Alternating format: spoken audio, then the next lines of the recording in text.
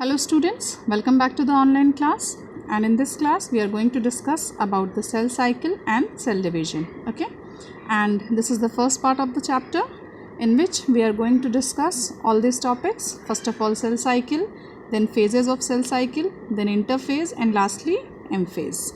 Okay, so let's begin. First of all, cell cycle.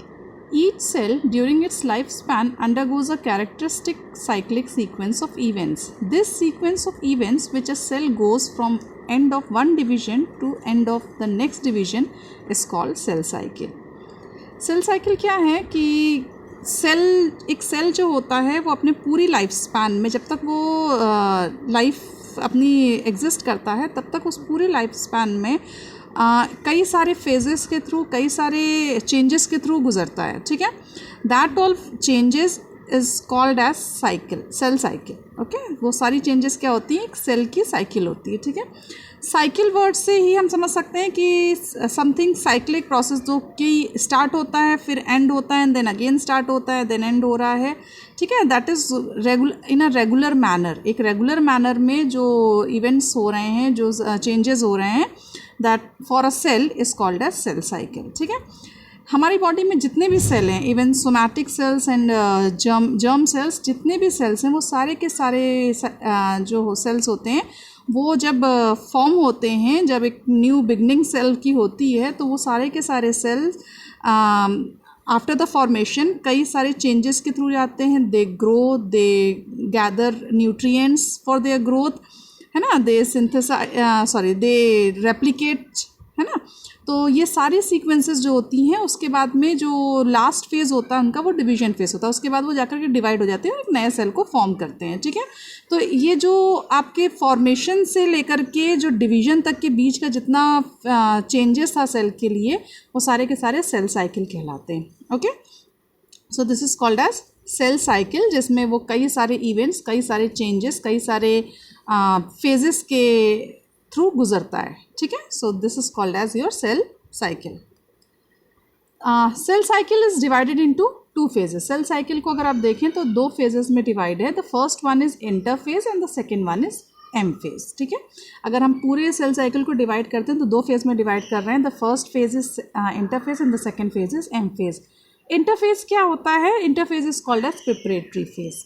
Before, बहुत पहले interphase को resting phase माना जाता था, क्योंकि हमें उस समय उस सेल में कुछ भी दिखता नहीं था.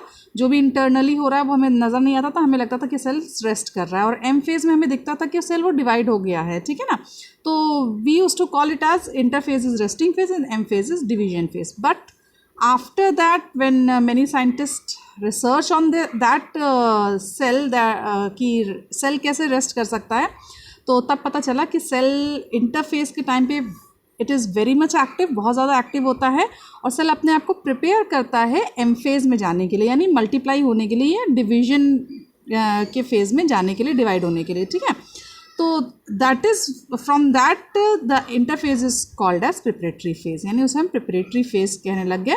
क्यों? क्योंकि उस समय सेल अपने आप को प्रिपेयर करता है कि हम किस तरीके से आगे जा कर के डिवाइड होंगे. क्योंकि अगर वो सेल अपने आप को प्रिपेयर नहीं करेगा, अपने आप को हेल्दी नहीं बनाएगा, तो सेल का जो डिवीजन प्रोसेस है वो पॉसिबल नहीं हो पाएगा. ठीक है, जो आगे आने वाली सेल होंगी तो वो भी बहुत हेल्दी नहीं होंगी. For example, if you are sowing a seed, अगर आपने एक सीड बोया है और आप उसको खूब अच्छे से उसकी देखभाल कर रहे हैं, बहुत अच्छे से पानी दे रहे हैं, बहुत अच्छे फर्टिलाइज़र्स दे रहे हैं, रॉ मटेरियल्स उसे सब चीज़ प्रोवाइड कर रहे हैं. ठीक है, टाइम टू टाइम उसको डिग करते हैं, उसका ख्याल रखते हैं. तो after that when it will become a tree, when it will change to a tree, तो वो खूब अच्छे अच्छे फ्रूट्स आपको देगा, है ना, या अच्छे फ्लावर्स देगा वो आपको. ठीक है, but if you are not looking after that tree, or that seed of plant, if you are not looking after that plant or that seed, and you have only digged in the soil and left it out like that only, then क्या वो seed अपने आप बढ़ जाएगा? No, it's not possible, है ना. We have to look after that seed ना. हमें तो अगर बढ़ भी जाता है या ग्रो करता है या जर्मिनेट करता है, देन वो बहुत अच्छे, या तो सीड बहुत अच्छे, या तो फ्लावर्स नहीं देगा, या तो बहुत अच्छे फ्रूट्स नहीं देगा. कुछ समय बाद जा कर के वो सूख जाएगा, है ना. So it is very compulsory to look after the things, जो कि हम एक नया जर्मिनेट, चाहे वो सेल हो, चाहे वो प्लांट हो, चाहे वो बेबी हो, हमें बहुत ज़रूरी होता है कि हम उस पर्टिकुलर जो जर्मिनेट हो रहा है उसका ख्याल रखें, ठीक है, उसके बारे में देखें कि वो कैसे किस तरीके से ग्रो कर रहा है, किस तरीके से वो हेल्दी, उसको हेल्दी एटमॉस्फेयर मिल रहा है कि नहीं मिल रहा है, हेल्दी न्यूट्रिशन मिल रहे हैं कि नहीं मिल रहे हैं, ठीक है। तो ये सारे के सारे जो प्रिपरेशंस होते हैं वो सारे के सारे प्रिपरेशंस इंटरफेस में होते हैं, क्योंकि उससे जाकर के आगे डिवाइड होना। अगर वो हेल्दी एक जो प्री एग्जिस्टिंग सेल है, अगर वो हेल्दी होगा इंटरफेस के टाइम पे, तो वो जो नए सेल्स बनाएगा वो भी बहुत हेल्दी और अच्छे बनेंगे। ओके, सो इंटरफेस जो होता है वो आपका प्रिपरेटरी फेज होता है। Then second phase is called as M phase. M phase जो होता है दैट इज मल्टीप्लिकेशन फेज, और you can say it is a division phase, ठीक है। इसमें क्या होता है, वही सेल जो आपका ग्रो कर रहा है, जो अच्छे से हेल्दी सेल है, वो आपका आगे जाकर के क्या होगा, डिवाइड करके डॉटर सेल्स देंगे, ठीक है। 2 या 4 डॉटर सेल्स वो देते हैं, और इससे एक सेल से 2, देन 4, देन 8, इस तरीके से सेल्स अमाउंट में बढ़ते हैं। और जब वो क्वांटिटी में बढ़ते हैं तो आपकी बॉडी स्ट्रक्चर जो होता है, इधर it can be of plant, animal, human, किसी का भी हो सकता है, वो बॉडी स्ट्रक्चर भी आपका बड़ा होता है। अगर सेल डिवाइड नहीं होंगे तो बॉडी स्ट्रक्चर आपका डेवलप नहीं होगा कंप्लीटली, ठीक है। तो जो स्ट्रक्चर आप अपनी बॉडी का देख रहे हैं कंप्लीटली डेवलप्ड जो हो जाता है, वो किस लिए होता है, क्योंकि सेल डिवाइड होते हैं, ठीक है। That is why it is very important for a cell to be healthy and to divide into an healthy cell. एक अच्छे हेल्दी सेल में डिवाइड होना भी उसके लिए बहुत ज़रूरी होता है, ठीक है। So M phase is called as multiplication phase, जो सेल अपने आप को मल्टीप्लाई करके डिवीजन के प्रोसेस से कई सारे सेल्स में चेंज करता है, ठीक है। साइड में मैंने आपको एक डायग्राम के थ्रू दिया हुआ है कि ये आपका, जैसे कि मैंने डायग्राम आपको बताया हुआ है कि इंटरफेस जो होता है वो आपके एक साइक्लिक प्रोसेस है। आप देख सकते हैं कि पूरा का पूरा एक साइक्लिक प्रोसेस है। ये साइक्लिक प्रोसेस में आप इंटरफेस देख सकते हैं कि इंटरफेस ये 3 टाइम्स लिखा हुआ है, यानी इंटरफेस जो होता है इस पूरे सर्कल में 3 टाइम यानी 3 पार्ट्स में डिवाइडेड है। फर्स्ट है आपका G1 phase, then S phase and then G2 phase, ठीक है। देन उसके बाद इतने के बाद में ये पूरा आपका इंटरफेज में आता है। देन इसके बाद में आपका एम फेज शुरू हो जाता है। ये जो आपका स्टार्ट हो रहा है ये आपका एम फेज है, ठीक है। एम फेज में क्या होता है, एम फेज में आपका जो एम फेज होता है वो अगेन 2 पार्ट में डिवाइड होता है, ठीक है। 2 पार्ट कौन कौन से होते हैं, एक तो होता है आपका कैरियोकाइनेसिस और दूसरा होता है आपका साइटोकाइनेसिस। कैरियोकाइनेसिस हम न्यूक्लियर के डिवीजन को कहते हैं, साइटोकाइनेसिस हम साइटोप्लाज्म के डिवीजन को कहते हैं, ठीक है। कैरियोकाइनेसिस अगेन 4 फेजेस में डिवाइड होता है, prophase, metaphase, anaphase, telophase. Okay, so this is called as your पूरा आपका सेल साइकिल है। ये सेल साइकिल आपके 2 पार्ट्स में डिवाइडेड है। The first one is interphase आपके 3 पार्ट्स में डिवाइडेड है, G1 फेज, S फेज और G2 फेज। देन आपका एम फेज आता है, ये आपका एम फेज है। एम फेज आपके 2 पार्ट्स में डिवाइडेड होता है, कैरियोकाइनेसिस और साइटोकाइनेसिस। कैरियोकाइनेसिस हम न्यूक्लियर के डिवीजन को कहते हैं और साइटोकाइनेसिस हम साइटोप्लाज्म के डिवीजन को कहते हैं। कैरियोकाइनेसिस अगेन 2 पार्ट में डिवाइड हो जाता है, prophase, metaphase, anaphase and telophase. और उसके बाद फिर ये सेल जो होता है वो आपका साइटोकाइनेसिस में जाता है, ठीक है। साइटोकाइनेसिस में साइटोप्लाज्म का डिवाइड होकर के आपको 2 नए डॉटर सेल मिल रहे हैं, ठीक है। So this is the complete structure is your cell cycle. ये कंप्लीट स्ट्रक्चर आपका किस चीज़ का है, सेल साइकिल का, okay. So next is interphase. अब हम इंटरफेज देखेंगे। इंटरफेज के बारे में थोड़ा सा इन्फॉर्मेशन ले लेते हैं। It is a interval between 2 successive cell divisions in which growth and synthetic activities prepare a cell to divide, ठीक है। Interval between 2 successive cell divisions, जब सेल डिवीजन होता है, एक सेल जब स्टार्ट होकर के ग्रो करके डिवीजन तक पहुंचता है, उसके बीच में जो कंप्लीट फेज़ होता है, उसके बीच में जो चेंजेस होते हैं, वो पूरा का पूरा जो सेल अपने आप को प्रिपेयर करा वो पूरा का पूरा इंटरफेस कहलाता है। वो पूरा का पूरा उसका जो फेज़ होता है लाइफ का, जहाँ से वो स्टार्ट करता है फॉर्म करके स्टार्ट करता है ग्रो करना और फिर डिवीजन के लिए जाता है, इसके बीच के जितने चेंजेस होते हैं वो सारे के सारे आपके इंटरफेस में होते हैं, ठीक है। इसमें सेल आपका ग्रो करता है, सिंथेसाइज करता है, आपका डुप्लीकेट होता है, ठीक है। तो ये प्रिपेयर करता है सेल डिवीजन के लिए, अपने आप को डिवाइड करने के लिए। So this is called as your interphase और preparatory phase. It has 3 phases, जैसे कि मैंने पहले भी डिस्कस किया पिछले स्लाइड में कि इंटरफेज जो होता है 3 पार्ट्स में डिवाइडेड होता है, G1 phase, S phase and G2 phase. G1 phase जो होता है वो आपका ग्रोथ फर्स्ट फेज होता है, then S phase is your synthetic phase and G2 phase is your growth 2 phase. Okay, हम एक एक करके सारे फेजेस को जो स्टडी करेंगे नेक्स्ट स्लाइड्स में। So first one is your G1 phase. G1 phase में एक सेल जब आता है तो उसमें कई सारे चेंजेस होते हैं। पहला चेंज होता है RNA सिंथेसिस इंक्रीजेस। जो एक सेल के अंदर में क्या होता है, एक सेल जैसा ये आपका सेल है, सेल के अंदर में न्यूक्लियोलस होता है, ठीक है, ये आपका सेल है, सेल के अंदर में न्यूक्लियोलस के अंदर में आपके RNAs प्रेजेंट होते हैं। ये तो सबको पता होगा ना, सेल ऑर्गेनल सबने पढ़ा हुआ है और प्रीवियस क्लासेस में। तो एक सेल के अंदर में जो न्यूक्लियोलस होता है उसके अंदर में क्या होते हैं, RNA प्रेजेंट होते हैं, ठीक है। ये RNA जो होते हैं वो प्रोटीन का सिंथेसिस करते हैं। RNA किस लिए वर्क करते हैं, आपके प्रोटीन का सिंथेसिस में हेल्प करते हैं, ठीक है। तो एक प्रोटीन जो होता है बहुत ज़्यादा इंपॉर्टेंट होता है किसी भी पर्टिकुलर ऑर्गेनिज्म के लिए, एक सेल के लिए, क्योंकि सेल को डिवाइड होना तो प्रोटीन्स को उसको बहुत ज़्यादा ज़रूरत है। इसलिए क्या होता है, RNA सिंथेसिस इंक्रीजेस। RNA का जो सिंथेसिस हो रहा है, जो बन रहा था RNA, वो ज़्यादा अमाउंट में बनने लगता है। क्यों? क्योंकि सेल को ज़्यादा अमाउंट में अब प्रोटीन चाहिए। क्यों? क्योंकि वो बढ़ रहा है, ग्रो कर रहा है। जैसे एक छोटा बेबी जब आपका ग्रो करता है तो उसको लार्ज अमाउंट में फूड चाहिए होता है, लार्ज अमाउंट में मिल्क चाहिए होता है, तभी तो वो हेल्दी बेबी होगा, है ना। तो जैसे जैसे बेबी ग्रो करता है वैसे वैसे उसका जो क्वांटिटी होती है फूड की वो इंक्रीज़ करती है। वैसे जैसे जैसे सेल ग्रो करेगा वैसे ही RNA की जो क्वांटिटी होगी वो भी उसको ज़्यादा अमाउंट में चाहिए, इसलिए जो सिंथेसिस होता है RNA का वो ज़्यादा अमाउंट में होने लगता है, ठीक है। The next is protein synthesis increases. अब क्योंकि जब RNA का बनना इंक्रीज हो रहा है तो प्रोटीन का बनना भी आपका इंक्रीज होने लगता है, क्योंकि RNA ज़्यादा होंगे तो ज़्यादा अमाउंट में प्रोटीन आपके बनेंगे और प्रोटीन का इंक्रीज भी बहुत ज़्यादा होने लगता है और प्रोटीन बहुत ज़्यादा हेल्पफुल है सेल के लिए, ठीक है।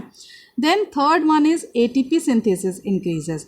ATP सिंथेसिस, ATP क्या होता है आपका, ATP का सबसे इंपॉर्टेंट फंक्शन होता है टू प्रोवाइड एनर्जी प्रोवाइड करता है, ठीक है।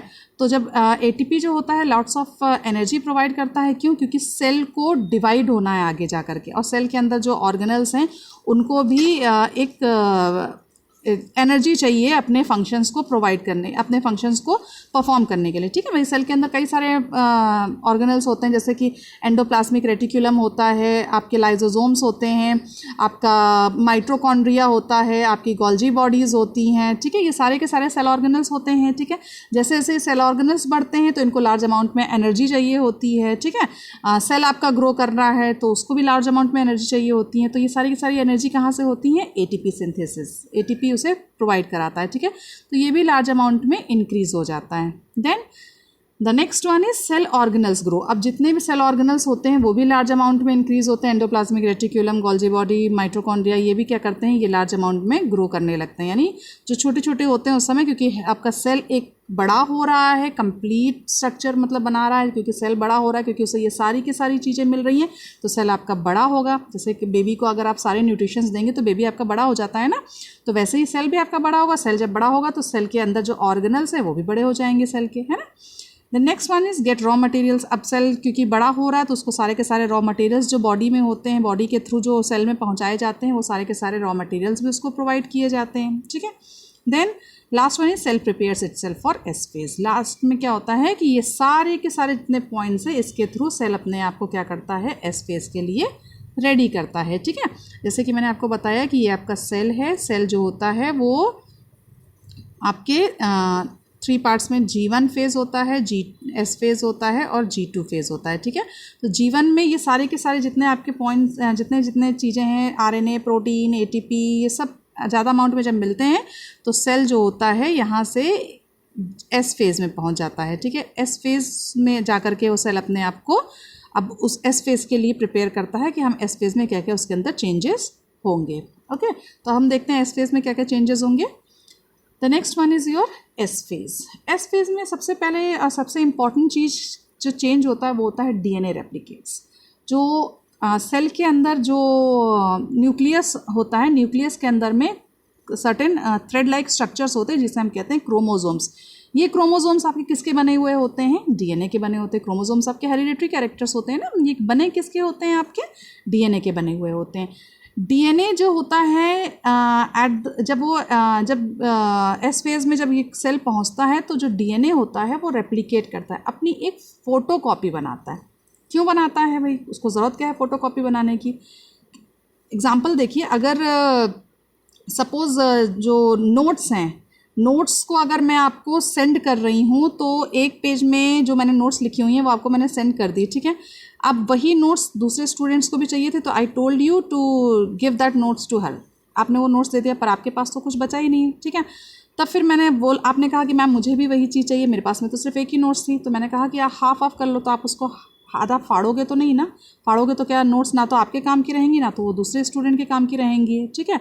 तो एक बेटर वे यही है कि हम उसकी फ़ोटोकॉपी कर लेते हैं। उसको जब हम फ़ोटोकॉपी करेंगे तो हाँ क्या हो जाएगा, वो आपको भी मिल जाएगी और दूसरे स्टूडेंट को ही मिल जाएगी, ठीक है। तो इसी तरीके से जब एक सेल आगे चल कर के डिवाइड होगा दो डॉटर सेल में, तो यहाँ की जितने इन्फॉर्मेशन, जितने क्रोमोसोम, जैसे हमारे बॉडी में टोटल क्रोमोसोम कितने होते हैं, 46 होते हैं। जब वो डिवाइड होंगे तो 46 क्रोमोसोम जब डिवाइड होंगे तो यहाँ कितने बचेंगे, 23 एंड 23, ठीक है। 23 में डिवाइड हो जाएंगे। अगर 46 क्रोमोसोम में जो पूरी कंप्लीट इन्फॉर्मेशन है उस बॉडी की, उस सेल की, वो जब डिवाइड हो जाएगी तो क्या ये सारी इन्फॉर्मेशन इस सेल में या इस सेल में पहुंचेगी, नहीं ना। कुछ इन्फॉर्मेशंस इस सेल में पहुंचेंगी, कुछ इन्फॉर्मेशंस इस सेल में पहुंचेंगी। तो क्या ये कंप्लीट सेल कहलाएगा, बिल्कुल नहीं कहलाएगा, ये कंप्लीट सेल नहीं कहलाएगा। कंप्लीट सेल कब कहलाएगा, जब सारी इन्फॉर्मेशन यानी 23 मोर क्रोमोसोम्स की इन्फॉर्मेशन इस सेल के पास पहुंचेगी, तब ये कंप्लीट कहलाएगा।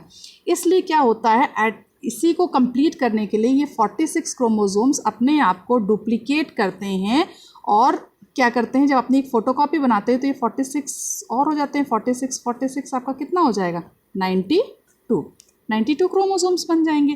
जब ये 92 क्रोमोसोम्स बन जाते हैं और ये डिवाइड होते हैं, तब हमें कितने मिलेंगे, 46 और 46। तब इक्वल अमाउंट में हमें इन्फॉर्मेशन मिल रही है, इक्वल अमाउंट में क्रोमोसोम्स मिल रहे हैं। अब सपोज़ कोई कम क्रोमोसोम पहुंचा तो हो सकता है आपका कोई जेनेटिक कोई इन्फॉर्मेशन है जो आपको कम्प्लीटली नहीं मिली हो पेरेंट्स से, आप ठीक है ना।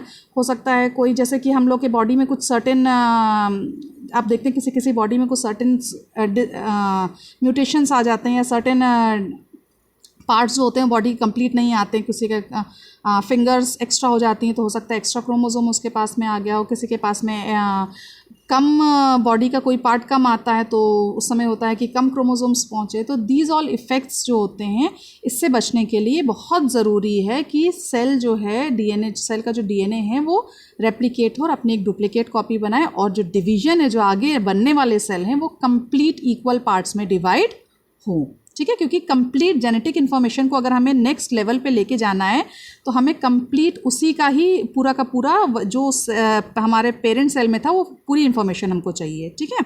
जैसे कि अगर मैं एक पेज को दो पार्ट में फाड़ देती हूँ बीच से, तो आधा ही आपको मिलेगा, पर आपको कंप्लीट पेज का मटेरियल जो चाहिए था आपको कंप्लीट चाहिए था। तो उसकी सबसे बेस्ट वे यही है कि मैं उसकी एक फ़ोटोकॉपी बना दूँ और एक कॉपी मैं एक जन को दे दूँ और दूसरी कॉपी मैं दूसरे जन को दे दूँ, तो आपको उस पेज की कंप्लीट इन्फॉर्मेशन मिलेगी। अदरवाइज़ आपको हाफ इन्फॉर्मेशन मिलेगी, और हाफ इन्फॉर्मेशन ना तो पहले वाले स्टूडेंट के लिए सही है ना तो दूसरे वाले स्टूडेंट के लिए सही है। भाई दोनों को आधी इन्फॉर्मेशन नहीं मिल रही हैं, है ना। सो this is very important for sale. ऐसा ही बहुत इंपॉर्टेंट है एक सेल के लिए कि कंप्लीट इन्फॉर्मेशन नेक्स्ट लेवल पे लेकर के जाए, जिसके लिए उसे अपने आप को डुप्लीकेट करना पड़ता है, ठीक है। रेप्लिकेशन प्रोसेस कैसा होता है, मैं आपको बगल में डायग्राम के साथ देख सकते हैं कि आपका एक डीएनए दिया हुआ है। ये डीएनए, इसमें रेप्लिकेशन प्रोसेस में सबसे पहले डीएनए एक एंड से, चाहे वो ऊपर से हो चाहे नीचे से, एक एंड से ओपन होता है। ये ओपन होना स्टार्ट कर दिया है। देन जैसे ही इसके स्ट्रिंग्स, ये ब्लू स्ट्रिंग्स देखिए, जैसे ही इसके स्ट्रिंग्स अलग हो गए हैं तो एक रेड कलर की स्ट्रिंग जो है उसके पास से एक नई स्ट्रिंग जो है वो बनने लगती है। It's not about the blue and red colour, ऐसा नहीं है कि आपके डीएनए ब्लू कलर का है या रेड कलर के बनने लगता है। जस्ट एक कलर से शो किया गया है कि जो डीएनए होता है उस डीएनए में, ये आपका डीएनए है, इस डीएनए में एक डीएनए जो होता है वो नीचे की तरफ से खुल रहा है, ओपन हो रहा है, और एक नया डीएनए जो है वो उसके साइड से दोनों स्ट्रिंग्स में, दोनों स्ट्रैंड्स में, जो डीएनए के दोनों स्ट्रैंड्स जो अलग हो रहे हैं वो दोनों स्ट्रैंड्स में एक नया डीएनए जो है वो फॉर्म हो गया। अब इस डायग्राम में आप देख सकते हैं कि दोनों स्ट्रैंड्स में नया एक डीएनए फॉर्म होकर के ऊपर तक जा रहा है, ठीक है। और एक इसमें आप देख सकते हैं कंप्लीट कर लिया अपने आप को, ठीक है। तो डीएनए कभी कंप्लीटली एक साथ नहीं खुल जाता है, वो धीरे धीरे करके खुलता है, और धीरे धीरे ही जैसे जैसे उसके पास में नया स्ट्रैंड आता जाता है वैसे वैसे ही ऊपर की तरफ में बढ़ के खुल करके बढ़ता जाता है और अपनी कंप्लीट कॉपी बना लेते हो। तो आपको एक डीएनए से, एक पेरेंट डीएनए से आपको ये दो, एक ये हो गया और एक ये हो गया, दो डीएनए डॉटर डीएनए आपको मिल चुके हैं, ठीक है। तो ये एक डीएनए जो है वो दो डीएनए में कन्वर्ट हो गया है। So this is called as your DNA replication. Okay, I hope this is clear to you. The next one is centrosome replicates. Cell में जो होता है, सेल में एक आपका सेंट्रोजोम भी होता है, सेंट्रोजोम भी रेप्लिकेट करता है। सेंट्रोजोम का रेप्लिकेशन बहुत ज़रूरी होता है क्योंकि सेंट्रोजोम रेप्लिकेट करके आगे चल करके दो पार्ट में डिवाइड होता है, दो पार्ट में डिवाइड होता है। ये एक पार्ट एक पोल में जाता है और दूसरा पार्ट दूसरे पोल में जाता है, and this is what called as centriole. Centrosome जब रेप्लिकेट होता है तो आफ्टर रेप्लिकेशन जो नया दो पार्ट में डिवाइड होकर जो नया स्ट्रक्चर हमें मिल रहा है उसे हम सेंट्रियोल कहते हैं। सेंट्रियोल बहुत इंपॉर्टेंट पार्ट है सेल डिवीजन में, क्योंकि सेंट्रियोल के थ्रू ही एस्टेरेज और स्पिंडल फाइबर्स जो होते हैं वो फॉर्म होते हैं, और जो कि हेल्प करते हैं क्रोमोसोम्स को इक्वल पार्ट में डिवाइड करने के लिए, होल्ड करके रखते हैं वो, और इक्वल पार्ट्स में, इक्वल हाफ्स में उसको डिवाइड करते हैं। ठीक है, तो सेंट्रोजोम का डिवीजन बहुत ज़रूरी होता है क्योंकि वही सेंट्रियोल को डेवलप करते हैं। ठीक है, the next one is histone synthesis increases. अब क्योंकि आपका जो एक डीएनए था वो एक डीएनए अब दो डीएनए में चेंज होने वाला है, तो डीएनए किसका बना हुआ होता है आपका भाई, जो क्रोमोसोम्स होते हैं वो किसके बने हुए होते हैं, आपके डीएनए और हिस्टोन के बने होते हैं ना। तो डीएनए अकेले तो अपने आप को दो पार्ट में नहीं डिवाइड कर देगा, हिस्टोन की भी ज़रूरत पड़ेगी, हिस्टोन प्रोटीन्स की। तो हिस्टोन प्रोटीन्स भी जो होते हैं वो लार्ज अमाउंट में सिंथेसाइज होते हैं क्योंकि एक नया डीएनए क्रिएट होने वाला है। ठीक है, एंड क्रोमोसोम रेप्लिकेट्स, क्योंकि डीएनए रेप्लिकेट हो रहा है तो आपका क्रोमोसोम्स भी रेप्लिकेट होंगे। नंबर ऑफ क्रोमोसोम्स जो 46 थे वो कितने हो जाएंगे रेप्लिकेट होकर के, 92। आई हैव शोन यू 46 नए क्रोमोसोम्स बनेंगे। ठीक है, तो ये आपके कितने हो जाएंगे, 92 क्रोमोसोम्स हो जाएंगे। ठीक है, I hope this is clear to you. S phase में क्या होता है, एस फेज में सबसे पहले डीएनए रेप्लिकेट होगा, देन सेंट्रोजोम रेप्लिकेट होगा सेंट्रियोल में, then histone protein large amount में सिंथेसाइज होंगे। क्यों? क्योंकि नए डीएनए क्रिएट होने वाले हैं, एंड क्रोमोसोम रेप्लिकेट्स हो जाएंगे। जब डीएनए रेप्लिकेट्स हो रहे हैं तो नए क्रोमोसोम्स भी बनेंगे, क्योंकि क्रोमोसोम्स जो होते हैं वो डीएनए से ही मिलकर के बनते हैं। Okay, so this is all about the changes in the S phase, and the next one is G2 phase. G2 phase जो होता है वो आपका ग्रोथ 2 फेज होता है। ठीक है, अब ग्रोथ 2 फेज सबसे पहला क्वेश्चन आता है कि हमें फिर से ग्रोथ फेज की ज़रूरत क्यों पड़ी। ऑलरेडी सेल जब ग्रो कर चुका है तो हम दोबारा ग्रो क्यों कर रहे हैं। ऐसा है कि जैसे कि मैंने बताया कि हमारी बॉडी में पहले 46 क्रोमोसोम्स थे, राइट। 46 क्रोमोसोम्स जब डुप्लीकेट होकर के, जब रेप्लिकेट होकर के 46 मोर क्रोमोसोम्स बनाते हैं, now total we are having now 92 chromosomes. अब हमारे पास 92 क्रोमोसोम्स हैं, अभी नए 46 क्रोमोसोम्स और भी तो आए हैं, तो उनको सर्वाइव करने के लिए, उनको भी ग्रो करने के लिए स्पेस चाहिए ना। तो उसके लिए क्या होता है, उसके लिए भी अब हमें सारी चीज़ें जो जो जीवन में थी, वो सारी जीवन फेज़ में थी, वो सारी की सारी चीज़ें हमें दोबारा चाहिए।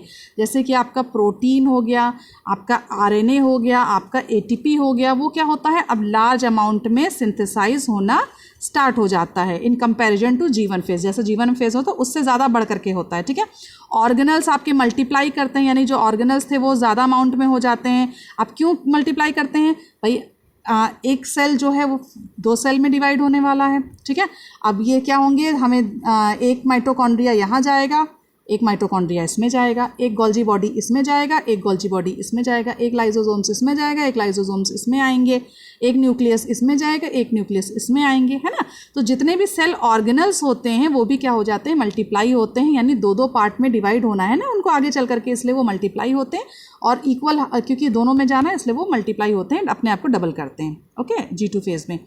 Then biochemical releases for M phase, और सर्टेन कुछ केमिकल्स रिलीज होते हैं इस सेल के अंदर में। क्यों? क्योंकि उससे आगे चल करके डिवाइड होना है, और डिवीजन के लिए बहुत ज़्यादा लार्ज अमाउंट में उसे एनर्जी और एंजाइम्स की ज़रूरत पड़ेगी कि उसका डिवीजन आगे चल करके होना है। तो सर्टेन बायोकेमिकल्स रिलीज होते हैं मल्टीप्लिकेशन फेज में जाने के लिए। Okay, so this is all about your G2 phase, and the next one is G0 phase. G0 phase मैंने आपको सेल साइकिल में नहीं बताया। G0 फेज जो होता है, it is a place when a cell leaves the cell cycle, it occurs in early half of G1 phase. ये क्या होता है, जब एक सेल साइकिल होती है, सपोज ये आपकी सेल साइकिल है, ठीक है ना, this is your cell cycle है। ये सेल साइकिल आपकी G1 फेज, G2 फेज, ये आपका G1 है, ये आपका S फेज़ है, ये आपका G2 फेज़ है। ठीक है, अब कोई सेल सपोज स्टार्ट हुई यहाँ से, ये आपका मल्टीप्लिकेशन फेज़ है, M फेज़ है। सेल यहाँ से स्टार्ट हुआ, वो G1 फेज़ में आया, ठीक है, G1 फेज में आ रहा है, ग्रो कर रहा है, सारे न्यूट्रिशन मिल रहे हैं, जितना भी चेंजेस होता है G1 फेज में जो हमने पढ़ा है वो सब चीज़ उसके साथ हो रहा है। ठीक है, अब एस फेज में जाएगा तो वो क्या करेगा, वो रेप्लिकेट करेगा, अपने आप को डुप्लीकेट करेगा। पर कुछ सेल्स ऐसे होते हैं जिनको आगे चल करके डिवाइड नहीं होना है, they don't want to divide, उनको डिवाइड नहीं होना है। ठीक है, वो जैसे हैं उनको वैसे ही रहना है, क्योंकि वो as a permanent cells work करना चाहते हैं। ठीक है, वो डिवाइड नहीं होना चाहते हैं। तो क्या करते हैं, वो सेल्स G1 फेज में जाते तो हैं, ग्रो करते हैं, सारे न्यूट्रिशंस लेते हैं, और G1 फेज में जैसे ही वो ग्रो कर जाते हैं वो G1 फेज से ही बाहर चले जाते हैं। ठीक है, जब वो बाहर चले जाते हैं G1 फेज से, तो ये फेज जो एक नया फेज बन रहा है सेल साइकिल में, this is called as your G0 phase. इसे हम क्या कहते हैं, G0 फेज कहते हैं। ठीक है, और इस प्रोसेस को हम जो कहते हैं, जो सेल का G1 फेज में जाकर के सेल साइकिल से बाहर आने के प्रोसेस को हम कहते हैं डिफ्रेंसिएशन, DIFFERENTIATION,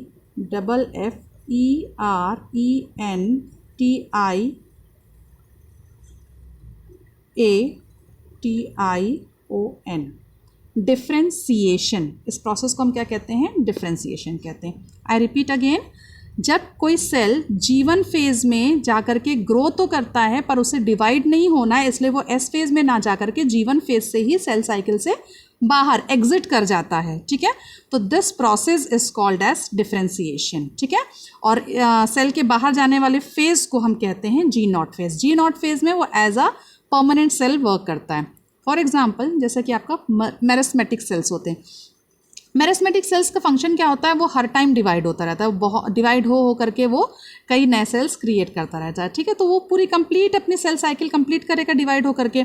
पर कुछ ऐसे सेल्स जैसे कि आपके पैरेन्काइमा सेल्स होते हैं, पैरेन्काइमा सेल्स क्या होता है, वो डिवाइड नहीं करता, वो as a permanent cell work करता है। ठीक है, उसको डिवाइड करने का मन नहीं है, तो वो क्या करेगा, वो सेल साइकिल से बाहर निकल जाएगा, और जब वो बाहर निकलेगा तो G0 फेज में पहुंच जाएगा, एंड इस प्रोसेस को हम कहेंगे डिफ्रेंसिएशन। तो पैरेन्काइमा सेल्स आपके G0 फेज में एज अ डिफ्रेंसिएशन प्रोसेस से as a permanent cells work करते हैं। ठीक है, वो आपके परमानेंट हो जाते हैं, क्यों, क्योंकि वो डिवाइड नहीं होते हैं। जब डिवाइड नहीं होंगे तो वो जैसे हैं वैसे ही रहेंगे। ठीक है, और उसमें कोई चेंजेस नहीं आएगा। So this process is known as differentiation and the phase is called as G0 phase. Okay, अच्छा, एक चीज़ और, अगर सपोज पैरेन्काइमा सेल्स आपके परमानेंट सेल्स ऐसा वर्क कर रहे हैं, अब उनका मन कर गया सपोज फिर से सेल साइकिल में जाने का, और उनका मन कर गया कि मुझे डिवाइड होना है, they can change their mind, है ना। तो उनका मन कर गया कि फिर से हमें डिवाइड होना है। अब सेल पता चला सेल साइकिल में गया है, G1 फेज में वो ग्रो किया, फिर उसका मन नहीं करा कि मैं डिवाइड नहीं होऊंगा, तो वो सेल साइकिल से बाहर चला गया, किस में, G0 फेज में चला गया, और इस प्रोसेस को हम डिफ्रेंसिएशन कह रहे हैं। अब कुछ टाइम बाद में उसको समझ में आ रहा है कि नहीं यार, चलो डिवाइड हो लेते हैं। ठीक है, मेरा मन कर गया डिवाइड होने का, अब उनका मन कर रहा है कि वो डिवाइड हो जाए, तो वो क्या करेंगे, वो वापस सेल साइकिल में एंटर करेंगे और S फेज में जाएंगे अपने आप को डुप्लीकेट करने के लिए, क्योंकि डुप्लीकेट करेंगे तभी वो इक्वल हाफ्स में डिवाइड होंगे। तो जब वो वापस सेल साइकिल में एंटर करेंगे तो this process is called as redifferentiation. इस प्रोसेस को हम क्या कहते हैं, रीडिफ्रेंसिएशन। इसको हम क्या कहेंगे अब, रीडिफ्रेंसिएशन। ठीक है, जब वो सेल साइकिल से बाहर जाते हैं तो that process is known as differentiation, पर जब वो सेल साइकिल में वापस आते हैं डिवाइड होने के लिए तो this process is called as redifferentiation. Clear?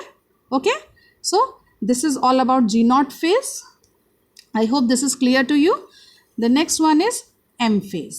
M phase जो होता है वो आपका मल्टीप्लिकेशन फेज होता है। जब सेल अपने आप को डिवाइड करता है, इस डिवीजन के प्रोसेस को हम कहते हैं M phase। ठीक है, ये सेल साइकिल का बहुत इंपॉर्टेंट ये भी पार्ट होता है। It is a phase of cell division. It is known as multiplication phase in which a cell undergoes for the division process. Okay, M phase has two components. M phase के दो components होते हैं, दो phases होते हैं, as we have discussed before also. Again I am discussing it कि M phase जो होता है वो दो पार्ट में डिवाइड होता है। पहला होता है आपका karyokinesis and the second one is your cytokinesis. Cairo मतलब होता है न्यूक्लियस, और काइनेसिस मतलब आपका हो गया डिवीजन। ठीक है, तो कैरियोकाइनेसिस मतलब न्यूक्लियस का डिवीजन। ठीक है, एंड साइटो मतलब होता है साइटोप्लाज्म, एंड काइनेसिस मतलब डिवीजन। ठीक है, तो जब साइटोप्लाज्म डिवाइड होता है that is called as cytokinesis, and जब न्यूक्लियस डिवाइड होता है that is called as your karyokinesis. Okay, so karyokinesis is the process under which the nucleus of the cell divides, and cytokinesis is the process under which the cytoplasm of the cell divides. Okay, तो karyokinesis जो होता है उसमें nucleus सबसे पहले एक cell का suppose ये आपका सेल है, इस सेल के अंदर में न्यूक्लियस होता है, ठीक है। सबसे पहले ये न्यूक्लियस जो होता है वो डिवाइड होता है, ये 2 पार्ट में आपके सेल के अंदर में आपके ये जो न्यूक्लियस हैं ये 2 पार्ट में डिवाइड होंगे, ठीक है। देन इसके बाद जब न्यूक्लियस आपके 2 पार्ट में डिवाइड हो गए तो आपका क्या होगा, साइटोप्लाज्म 2 पार्ट में डिवाइड हो जाएगा, यानी साइटोप्लाज्म आपका यहाँ से डिवीजन स्टार्ट हो जाता है, ठीक है। तो हमको क्या है, कंप्लीट 2 डॉटर सेल मिल जाती हैं। सो यहाँ तक जो था इस डायग्राम में जो था यहाँ तक में जब 2 पार्ट में न्यूक्लियस डिवाइड हो रहा है that is called as your karyokinesis, और जब साइटोप्लाज्म डिवाइड हो रहा है तो this is called as your cytokinesis, ठीक है। अब कैरियोकाइनेसिस अगेन फर्दर 4 पार्ट्स में डिवाइडेड होता है। The first one is your prophase, the second one is your metaphase, the third one is your anaphase and the fourth one is your telophase, ठीक है। Karyokinesis में जो nucleus का division होता है ये जस्ट ऐसे ही नहीं कि न्यूक्लियस हुआ, बीच से हमने काट दिया और 2 पार्ट में डिवाइड हो गया, it's not so easy, okay. इसमें क्या होता है, आपके न्यूक्लियस जो होता है वो सर्टेन 4 प्रोसेसेस के थ्रू जाता है, 4 फेजेस के थ्रू जाता है, तब जाकर के वो 2 पार्ट में डिवाइड होता है। ये फेजेस क्या क्या हैं आपके, prophase, metaphase, anaphase and telophase. अब इन सब में जितने चेंजेस होते हैं वो हम लोग सब आगे देखेंगे, जस्ट लुक, हम लोग नेक्स्ट स्लाइड्स में देखेंगे, हाँ नेक्स्ट वीडियो में हम लोग इसके बारे में पढ़ेंगे कि हाँ आगे क्या क्या चीज़ें होती हैं। उससे पहले हम देख लेते हैं कि चेक पॉइंट्स क्या क्या होते हैं। सर्टेन सेल साइकिल में चेक पॉइंट्स बहुत ज़्यादा इंपॉर्टेंट होता है। चेक पॉइंट्स क्या होता है, there are 3 check points in the cell cycle. Check points यानी समथिंग कुछ चेक करने के लिए होगा तो उससे हम कहते हैं चेक पॉइंट्स। चेक पॉइंट्स हम 3 बार हम अपने पूरे सेल साइकिल में या सेल डिवीजन में 3 बार हम चेक पॉइंट्स लेते हैं। पहला जो होता है eight the end of G1 phase, G1 phase के जब एंड में होता है तो हम सेल साइकिल को सेल साइकिल में एक बार चेक करते हैं। G1 यानी जिस समय सेल जो होता है पहली बार साइकिल में एंटर करता है और ग्रो करता है, उस समय उसके जब एंड में जैसे वो मतलब ख़त्म होने आता है G1 फेज़, तब हम चेक करते हैं whether the DNA of cell is not damaged, ठीक है। हम एक बार चेक करते हैं कि सेल के अंदर का जो DNA है वो डैमेज तो नहीं हुआ है ग्रो करने में या न्यूट्रिशन मिलने में। क्यों? क्योंकि अगर DNA डैमेज कर जाएगा तो आगे जाकर के सिंथेसाइज नहीं हो जाएगा, रेप्लिकेट नहीं होगा। जब DNA नहीं रेप्लिकेट होगा तो डिवीजन का कोई मतलब ही नहीं होगा, सेल डिवाइड नहीं कर पाएगा 2 पार्ट में, ठीक है ना। So it is very important to check, जब सेल साइकिल होती है तो एक बार चेक किया जाता है कि वेदर DNA जो है या फिर ठीक से कम्प्लीटली डेवलप है कि नहीं है, उसमें कोई प्रॉब्लम तो नहीं है, डैमेज तो नहीं हुआ है ना। And we check certain enzymes and proteins, ATPs, ये सारे के सारे उस सेल को मिले हैं कि नहीं मिले, ये भी हम एक बार चेक करते हैं, ठीक है। The second check point for the cell cycle is at the end of G2 phase. G2 phase में हम सेल साइकिल को एक बार फिर से चेक करते हैं, कब? जब वो ख़त्म होने वाला होता है, ठीक है।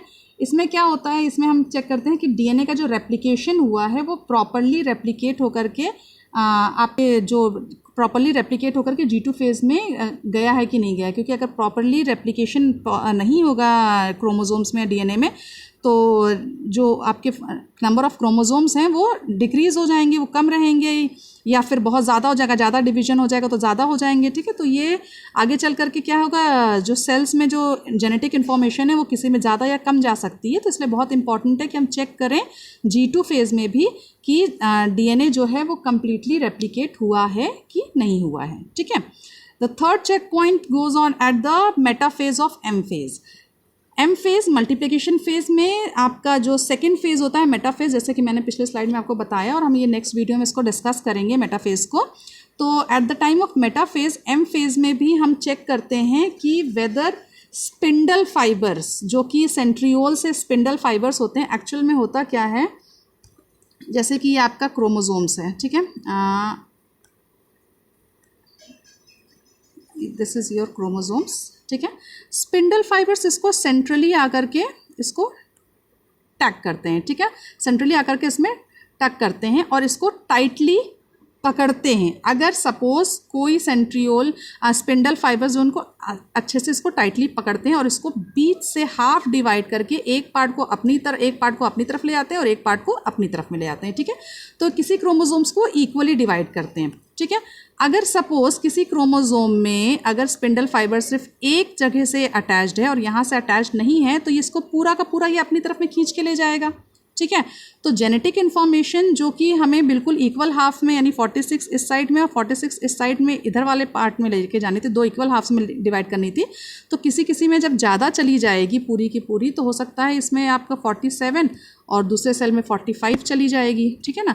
तो क्या हो जाएगा भाई, किसी सेल में कम जेनेटिक इन्फॉर्मेशन गई, किसी में ज़्यादा जेनेटिक इन्फॉर्मेशन चली गई। तो ये हमारा एज अ पेरेंट सेल का डुप्लीकेट कॉपी नहीं कहलाएगा, ये पेरेंट सेल की क्या हो जाएगी, हमारी जेनेटिक इन्फॉर्मेशन क्योंकि गलत चली गई है, ठीक है। तो ये पेरेंट की डुप्लीकेट कॉपी नहीं बनाएगी। इसीलिए बहुत इंपॉर्टेंट है मेटाफेज में चेक करना कि वेदर स्पिंडल फाइबर ने क्रोमोसोम को टाइटली और अच्छे से टक किया है कि नहीं किया है, ठीक है। So this was the third check point जो कि बहुत इंपॉर्टेंट है। ये तीनों चेक पॉइंट्स हमें पूरे सेल साइकिल में देखना बहुत इंपॉर्टेंट होता है, क्योंकि हमें टाइम टू टाइम ये ध्यान रखना पड़ता है कि सेल ठीक से डिवाइड हो रहा है कि नहीं हो रहा है।